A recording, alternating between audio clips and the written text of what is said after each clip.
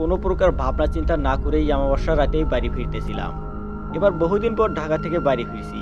ঈদেও বাড়িতে আসা হয়নি, তাই সুযোগ হওয়ার সাথে সাথেই রওনা দিলাম।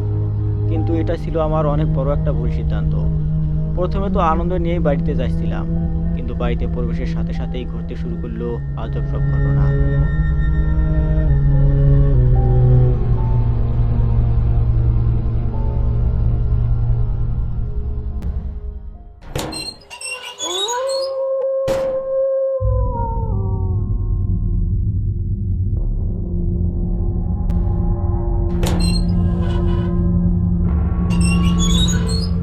কিভাবে দরজাটি খুলে গেল আমি বুঝতেও পারলাম না।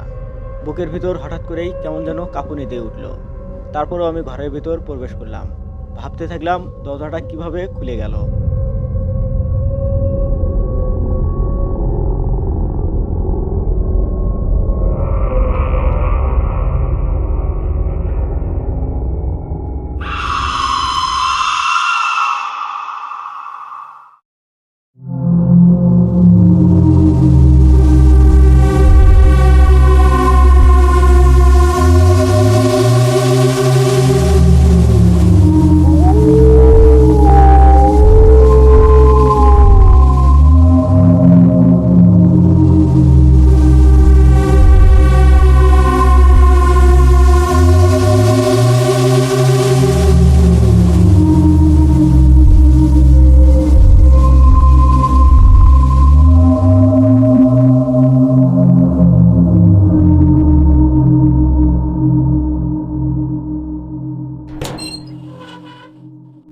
সেম ঘটনা আবারও ঘটে গেল।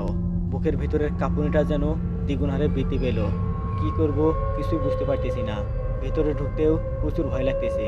তবে এতদিন পর যেহেতু এসেছি, ভেতরে তো প্রবেশ করতেই হবে।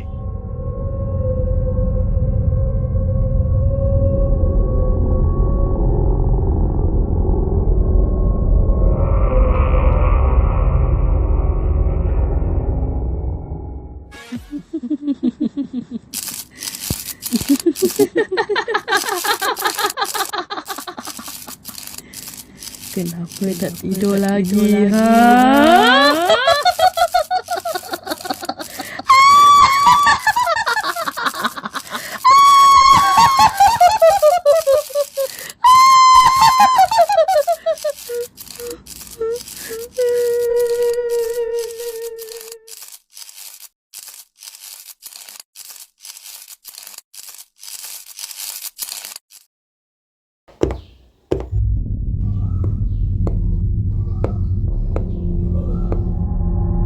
পাশের বাড়িতে গেলাম কারো খোঁজ করতে, কিন্তু সেখানে গিয়ে দেখি তারা ভেতর থেকে দরজা বন্ধ করে দিয়ে ঘুমায় পড়ছে।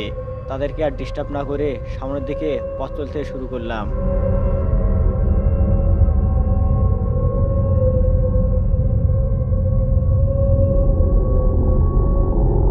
রাত বাজে এখন ৩টা। এত রাতে কে যেন বাড়ির সামনে দোলনা খাচ্ছে। কে দোলনা খাচ্ছে সেটা দেখার জন্য একটু সামনের দিকে এগিয়ে গেলাম।